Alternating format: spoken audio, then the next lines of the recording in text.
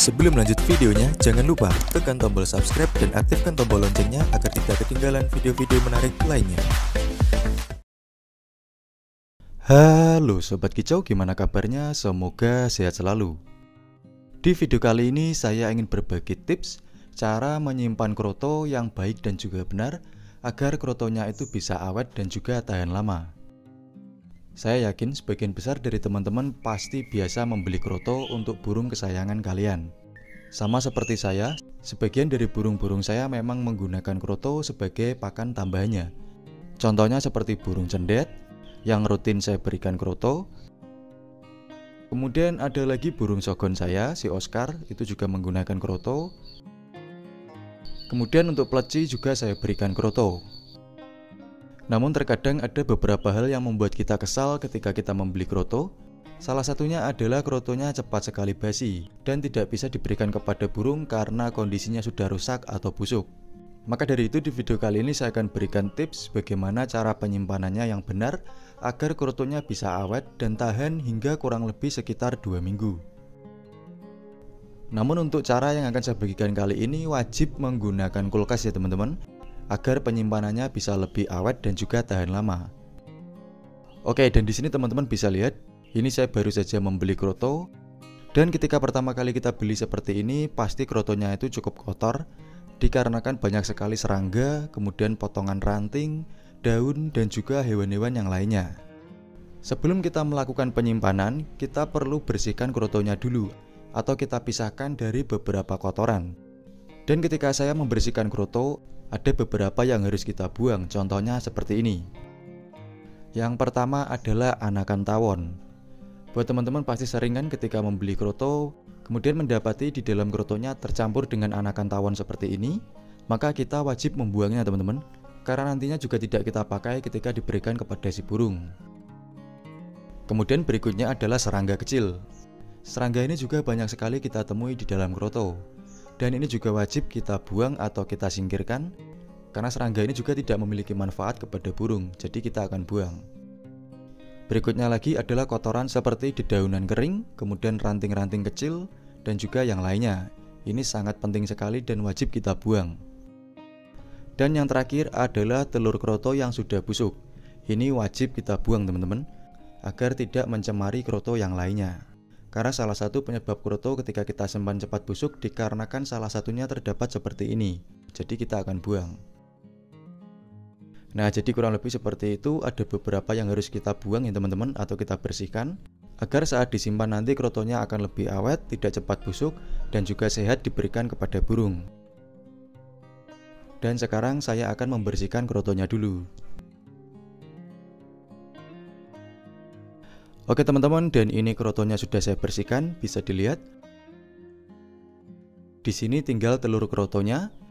Namun di sini juga ada telur tawon ya. Namun untuk telur tawon yang kita gunakan cukup yang masih bulat seperti ini.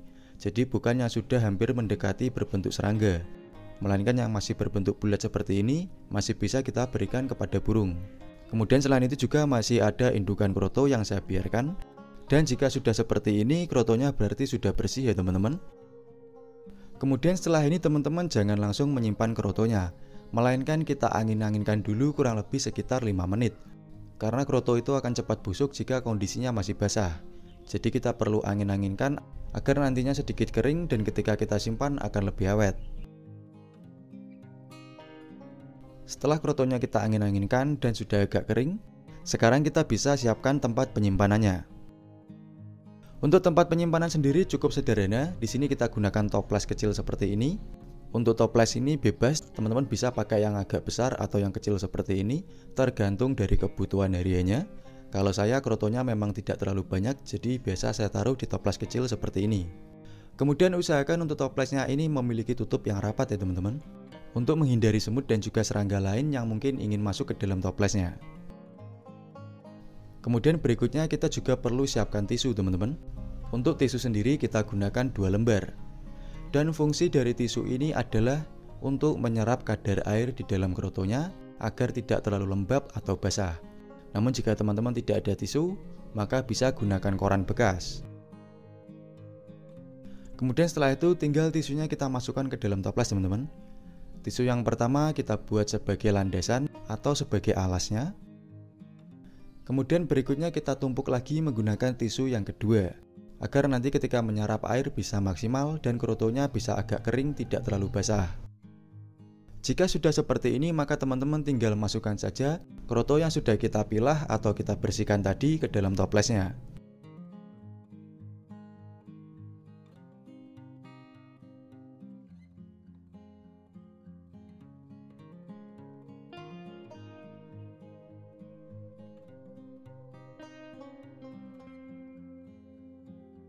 Oke, dan semua krotonya sudah saya masukkan ke dalam toples penyimpanannya.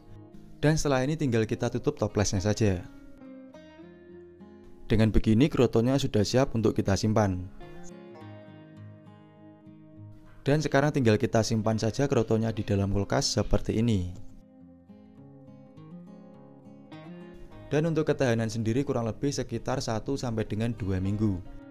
Namun di sini saya sarankan, meskipun dapat disimpan dengan jangka panjang, sebaiknya gunakan kroto sebelum waktu yang lama.